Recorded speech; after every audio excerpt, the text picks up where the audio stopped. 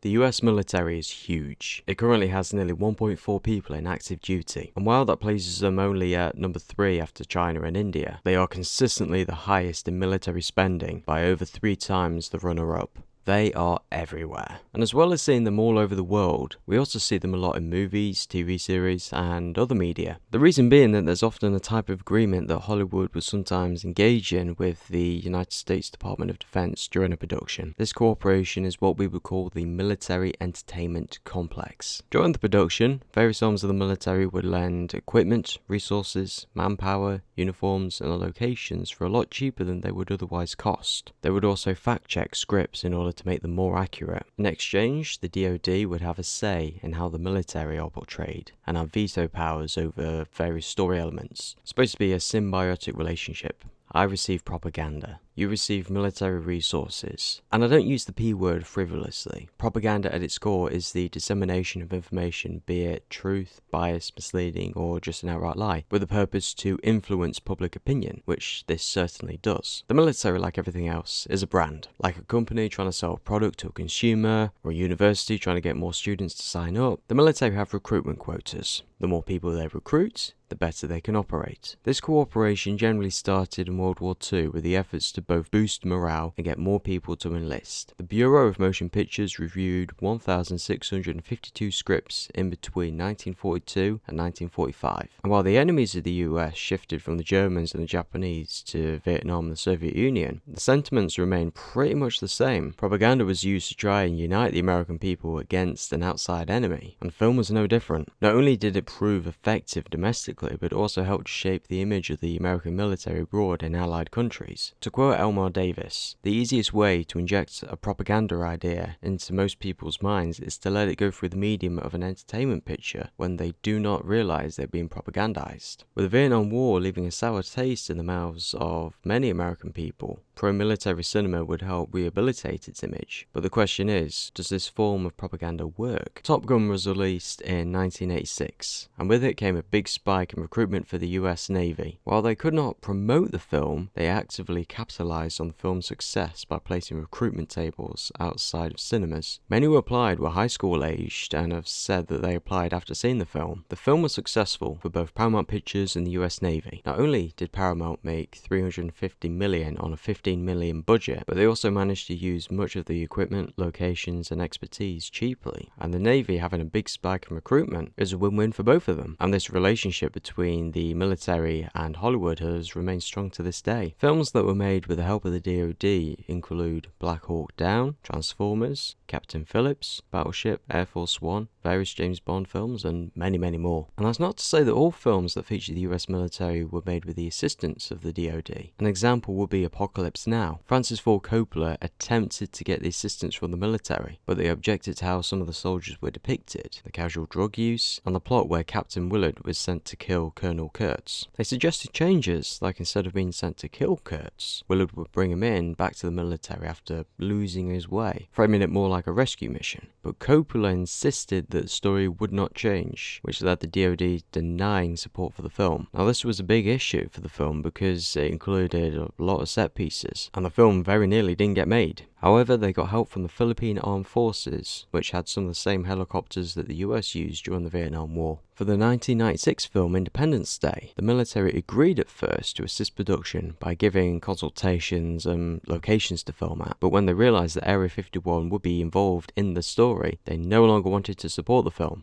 At the time, Area 51 was only theorized, and there was a conspiracy theory that said that the Air Force harbored aliens that were taken from Roswell when their ship crashed in 1947, which is what happened in the story of the film. In truth, it's a US Air Force base that is officially called Homey Airport and was used to develop aircraft during the Cold War. The existence of the base was only confirmed in 2013. It appeared that the military did not want to support a film that not only confirmed the existence of the base, but confirmed the conspiracy theories around it. it, which is strange when you compare it to the various Stargate TV series. They're both sci-fi pieces that involve the military and alien invasions. However, this may be due to the fact that Cheyenne Mountain Complex is real and a non-classified Air Force base, and even though Area 51 is featured in the series, it's confirmed that there are no aliens harbored there. There was a genuine effort to make everything as accurate as possible, from the uniforms to the dialogue, and while their missions to other planets weren't really based on reality, they always had advice on how things would work on the hypothetical if it were real. There are some controversies in regards to the military entertainment complex. Some say that using the publicly funded military to subsidize Hollywood is bad. Others say having propaganda in Hollywood films that supports the military and war is bad. The film Zero Dark 30 depicts the killing of Osama bin Laden by the CIA and US Navy SEALs. Director Catherine Bigelow and writer Mark Ball received assistance from the DoD during pre-production, giving them information and helping them develop the story. The film depicts torture as a successful way to gain information from detainees. However, despite the CIA's claims, the Senate Intelligence Committee determined that the effectiveness of torture to get information from detainees was ineffective at best. They did provide useful information, however that was before they were subjected to enhanced interrogation. Afterwards, the detainees provided little to no new information, and while showing the protagonists gain information using torture instead of conventional espionage techniques is a more filmic way to show what happens, it's not very accurate. And if this is a piece of propaganda, it can lead people to believe that torture does work and therefore support a practice that is both ineffective and violates the Geneva Convention. And while we cannot blame Zero Dark 30 alone, there have been some powerful decision makers who were under the belief that torture does work, such as former President Donald Trump. And don't tell me it doesn't work. Torture works, okay, folks? Or Justice Antonin Scalia, who cited Jack Bauer from 24 as evidence that torture works. Another argument is that controlling what can be in scripts they're helping out is a restriction of freedom of speech and therefore violating the First Amendment. However, the government has never censored films like Apocalypse Now that have been critical of the military and war. They just never helped them to get made. I guess one could look at it like a sponsorship or a product placement. When Aston Martin or Amiga get the products in a James Bond film, there will be a contract, and in that there will be stipulations on how long a product has to be on screen for, or what they can or cannot do with their product. Same sort of thing happens with military cooperation. It's a contract. They are supplying you a service, you have to do what they ask for in return. However, another argument to that point is that this sponsorship is not very well disclosed. You watch, say, a YouTube video, it clearly identifies if that piece of content is a sponsor. Legislation has been put in place to help create a sense of transparency. And while many movies and TV shows have a card in the end credits saying the production was made in cooperation with the military, that's sometimes not enough to make it clear to the audience. When deciding to help with the production, the main thing the Department of Defense asks themselves is, will this have a positive impact on recruiting, and does this film positively represent those who serve? While the soldiers we see on screen do play fast and loose with the rules and rarely representative of those who serve in the military, they're the ones that the audience engages with more, so therefore they're the ones that we see more. So is this propaganda? Yes. Is it effective?